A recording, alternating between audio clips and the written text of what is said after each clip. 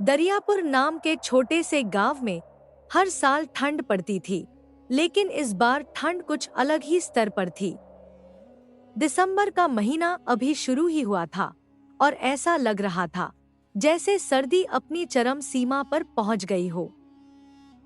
गांव के छोटे छोटे घरों की छतें सुबह ओस की जगह सफेद बर्फ की परत से ढकी होती।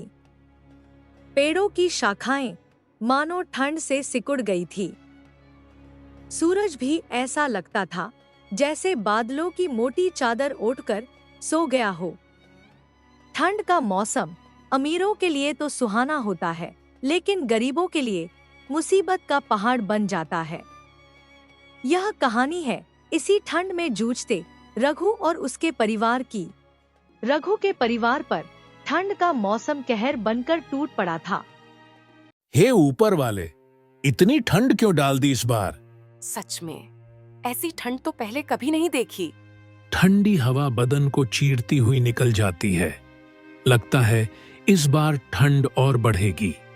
तुम्हें तो सुबह सुबह उठकर सेठ की दुकान पर जाना पड़ता है। हम तो फिर भी घर में रहते हैं और चूल्हे के पास बैठकर कुछ गर्माहट ले लेते हैं। मीरा, काम तो करना ही पड़ेगा। सेठ जी को तो कोई फर्क नहीं पड़ता कि कितनी ठंड है, उन्हें तो बस काम समय पर चाहिए। अच्छा मीरा, तो अब मैं चलता हूँ, नहीं तो मालिक फिर से गुस्सा करेंगे। रघु एक चाय की दुकान पर चाय बनाने का काम करता था, जहां उसे बहुत कम पैसे मिलते थे और उसके परिवार का गुजारा बस किसी तरह से चल रहा था।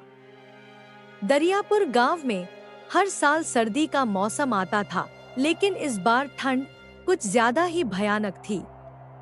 गांव का चौपाल, जहां आम दिनों में लोग बैठकर बातें किया करते थे, अब सूना पड़ा था। ठंड ने हर किसी को घर में कैद कर दिया था। कोलू के पापा, आज घर में बहुत थोड़ा सा आटा था, बस 2 ही रोटी बन पाई है।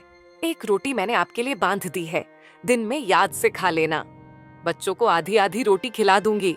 नहीं मीरा, आजकल तो मुझे दिन में भूख ही नहीं लगती। दिन छोटा होने लगा है ना, इसलिए मैं तो दिन में चाय पीकर ही अपना काम चला लूंगा। आज मालिक सैलरी देंगे तो शाम को आते वक्त मैं राशन लेता आऊंगा। तुम दोनों रोटी बच्चों को खिला देना। मीरा को पता था कि सिर्फ एक कप चाय पीने से पेट नहीं भरता, लेकिन वह हालातों के आगे मजबूर थी। रघु घर से बाहर जाने के लिए निकलता है, लेकिन बाहर बहुत ठंड पड़ रही थी। आसमान से बर्फ के बड़े बड़े टुकड़े गिर रहे थे। रघु के पास कोई ढंग का गर्म कपड़ा नहीं था जिससे वह अपने आप को बचा पाता।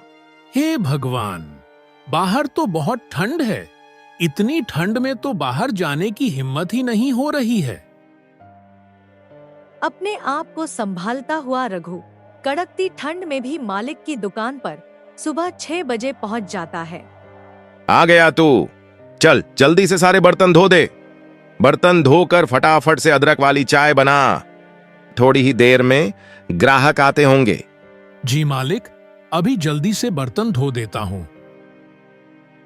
बर्फ जैसे ठंडे पानी में बर्तन धोना रघु के लिए बहुत मुश्किल होता था, लेकिन वो कहते हैं ना कि गरीबी सब कुछ करा देती है। बर्तन धोकर रघु ने ग्राहकों के लिए चाय बनाई और सबको चाय दी। चूल्हा जलाने के बाद रघु को ठंड से थोड़ी राहत मिली। रघु का मन हो रहा था कि एक कप चाय वह भी पी ले। हे भगवान, ठंडे पानी से बर्तन धोने के बाद हाथ तो मानो जैसे जम ही गए। इतनी ठंड हो रही है, क्यों न एक कप चाय मैं भी पी लूं। उसने मालिक को एक कप चाय दी और खुद भी एक कप चाय पीने लगा। तभी मालिक ने उसके हाथ में चाय का कप देख लिया और गुस्से से भड़कने लगा। ये क्या रघु, तुम्हें यहाँ चाय बनाने के लिए रखा गया है या चाय पीने के लिए? मालिक, बहुत ठंड लग रही थी, गलती हो गई मालिक। आगे से चाय कभी नहीं पीऊंगा। ठंड लग रही थी? आज तो मैंने तुझे रंगे हाथों पकड़ लिया। न जाने रोज तू कितने कप चाय पी जाता होगा। रोज के 2 कप चाय के पैसे तेरी सैलरी से काटूं, तब तुझे समझ आएगा। मुफ्त का सामान मिला नहीं कि लूटना शुरू। बेचारा रघु सैलरी काटे जाने की बात से बहुत दुखी हो गया। उसे नहीं पता था कि 1 कप चाय की उसे इतनी भारी कीमत चुकानी पड़ जाएगी। शाम को उसे मालिक ने आधी सैलरी दी। मालिक, मुझे माफ कर दीजिए, अब से मैं चाय नहीं पीऊंगा, लेकिन मुझे पैसे पूरे दे दीजिए। मैं सच कहता हूँ मालिक, आज मैंने पहली बार चाय पी थी। अरे वाह, पूरे पैसे दे दूं तुझे और मुफ्त की चाय भी पिलाऊं। मैं कोई धर्मशाला खोल कर नहीं बैठा। चल अब भाग यहां से। सेठ भवानीलाल रघु को काम पर से निकाल देता है। काम से निकाले जाने पर रघु बहुत दुखी होता है। रघु ने आधी तनख्वाह से कुछ राशन ले लिया और घर आ गया। घर आकर उसने मीरा को जब राशन दिया, तब मीरा ने कहा, क्या बात है जी, इस बार तो आप हर बार से बहुत कम राशन लाए हैं।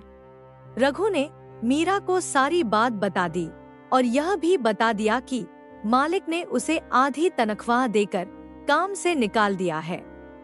हे भगवान, तूने ये ठंड का मौसम बनाया ही क्यों? तुझे भी हम गरीबों के साथ मजाक करने में बहुत मजा आता है ना। तुम परेशान मत हो मीरा, देखना एक दिन सब कुछ ठीक हो जाएगा। अगली सुबह रघु मीरा से कहता है, मीरा, मैं बाहर जा रहा हूँ, देखता हूँ अगर कोई काम मिल जाए। घर पर खाली बैठने से कुछ नहीं होगा। इस बार तनख्वाह भी कम मिली है। जी ठीक है, लेकिन ध्यान से जाइएगा और रात होने से पहले घर आ जाना। रात में ठंड बहुत बढ़ जाती है। रघु बाहर निकल जाता है। बाहर ठंडी ठंडी हवाएं चल रही थी। रघु काम की तलाश में आगे बढ़ा जा रहा था। भैया, आपके पास अगर मेरे लायक कुछ काम हो तो दे दीजिए, मैं कोई भी काम कर लूंगा। ठंड में तो वैसे भी मेरा काम बिल्कुल ठप पड़ गया है। मेरा खुद का खर्चा नहीं निकल पाता है, उसमें मैं तुम्हें कहां से सैलरी दूंगा। भाई, मेरे पास तो तुम्हारे लिए कोई काम नहीं है। रघु काफी जगह काम ढूंढता है, मगर उसे कहीं काम नहीं मिलता। वह थककर एक पेड़ के नीचे बैठ जाता है और मन में सोचता है, हे भगवान, अगर काम न मिला तो गुजारा कैसे होगा? ज्यादा पैसे भी नहीं बचे हैं और राशन भी इतना ही बचा है कि 10 दिन का मुश्किल से गुजारा हो पाएगा। वहाँ एक बूढ़ी अम्मा आती है और रघु से कहती है, बेटा, क्या तुम मेरी मदद कर सकते हो? मेरा घर यहाँ से कुछ ही दूरी पर है। ठंड भी बहुत है ना, और मैं थक भी बहुत गई हूँ। ये लकड़ियों का गट्ठर मेरे घर तक पहुँचा दो बेटा, तुम्हारा बहुत एहसान होगा। ठीक है माता जी, चलिए मैं अब भी आपका सामान आपके घर तक पहुँचा देता हूँ। रघु सामान उठाता है और अम्मा के साथ चल पड़ता है। ये लो अम्मा, आ गया तुम्हारा घर। अम्मा, तुम यहाँ अकेली रहती हो? यहाँ तुम्हारे साथ कोई नहीं रहता? हाँ बेटा, मैं यहाँ अकेले ही रहती हूँ। मेरे परिवार में और कोई नहीं है, बस यह मेरी एक गौरी है। ठंड बढ़ गई है ना, इसीलिए जंगल से कुछ लकड़ियाँ लेने गई थी। आते आते देर हो गई। वो तो शुक्र है भगवान का जो वहाँ तुम मुझे मिल गए। अच्छा अम्मा, अब आप लकड़ियाँ जलाकर आराम कीजिए, मैं चलता हूँ। मुझे घर के लिए देर हो रही है। ठीक है बेटा, लेकिन मैं चाहती हूँ कि तुम मेरी गौरी को भी अपने साथ ले जाओ। मैं बहुत बूढ़ी हो चुकी हूँ।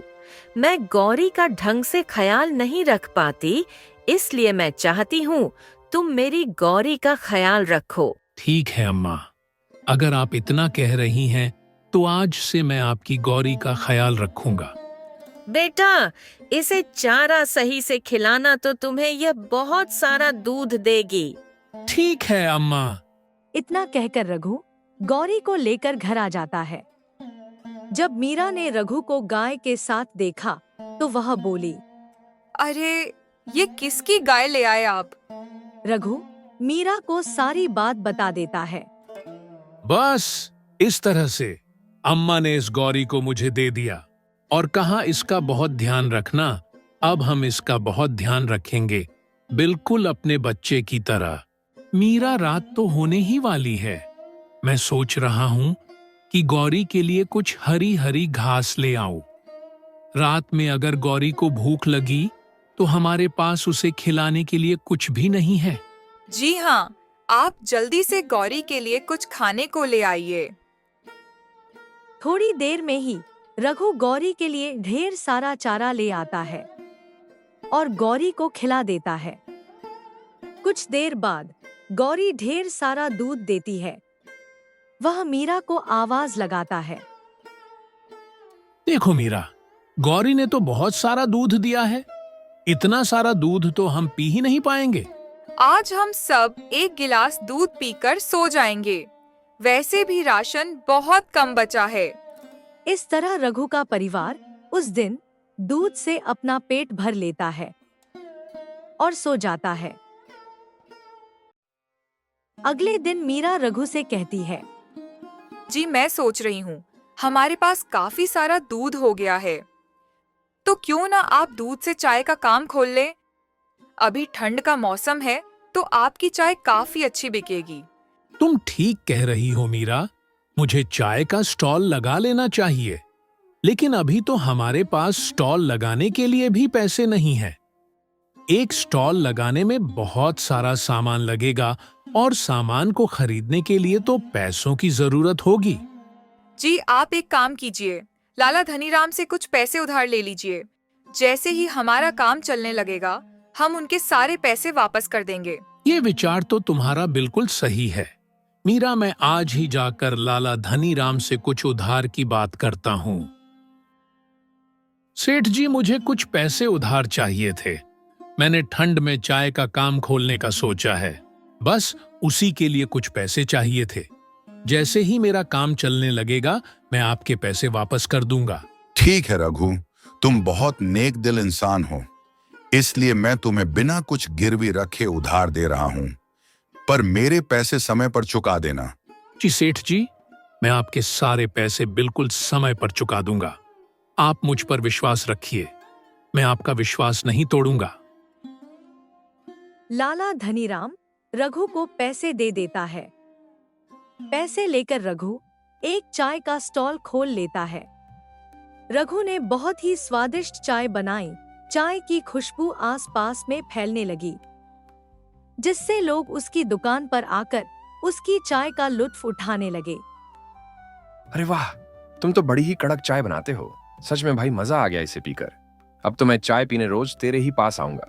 हाँ, बिल्कुल सही कह रहे हो। तूने तो भाई मेरा भी दिल जीत लिया। इस तरह रघु का चाय का व्यापार काफी अच्छा चलने लगा। जल्दी ही उसने लाला धनीराम का उधार भी चुका दिया। दूसरी ओर सेठ भवानी लाल की दुकान में एक भी ग्राहक नहीं आता और वह मन ही मन पछताता है कि उसने रघु को निकालकर बहुत बड़ी गलती की है। वह रघु से माफी मांगता है। सच ही कहा गया है, घमंड मनुष्य का सबसे बड़ा शत्रु होता है, क्योंकि समय ऐसा न्यायाधीश है जो देर से सही, लेकिन हर किसी को उसके कर्मों का हिसाब जरूर दिखाता है। तो दोस्तों, ये थी आज की कहानी।